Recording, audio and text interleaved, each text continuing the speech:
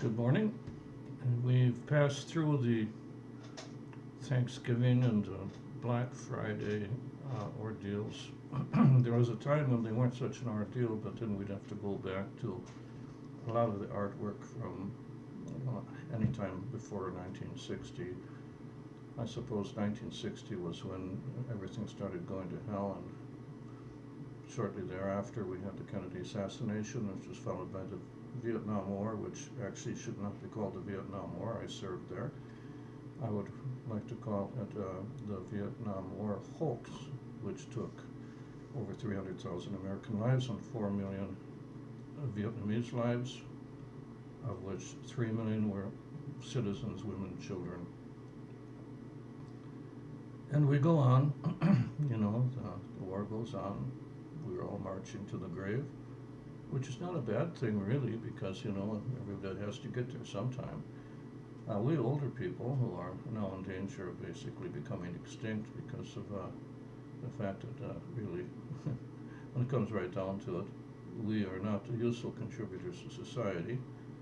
The only thing we can contribute is our history and our view of history as it happened in front of us, that we viewed with our own eyes.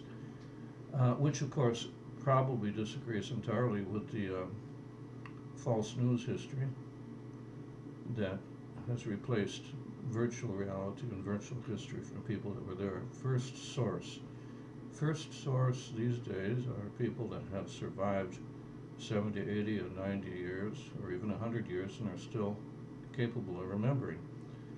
Second source are the younger generations that are basically writing about the times we lived in based on propaganda reports.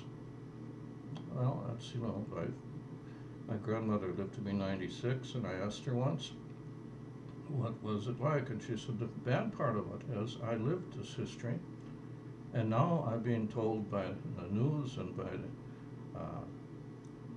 history books that everything I saw was not correct, and I don't remember very much of what they said was correct history. So much for history.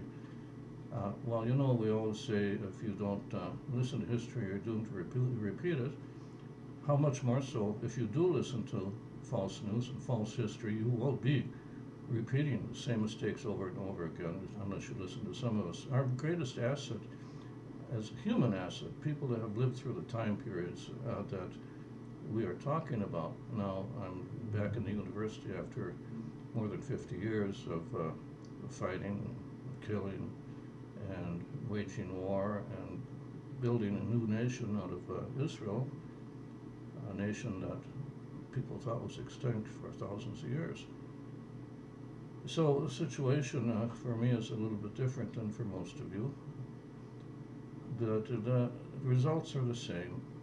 Living history is no longer as important as imagined history. Imagined history is all based on books from people that weren't alive and during the time they wrote about, who are basing most of their knowledge on secondhand, much of it false news. Today in the history department, we're trying to go back to the original source as much as we can and get first-hand accounts of what happened. For instance, you want to know what it was like in the trenches in World War I, read the diaries of the people that were there who wrote them at the time. You know what it was like being a survivor from Hiroshima and Nagasaki? Go to the diaries.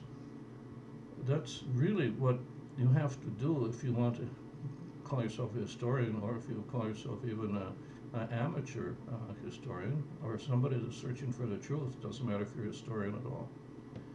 So this history may go down as the last since we started to talk about Thanksgiving.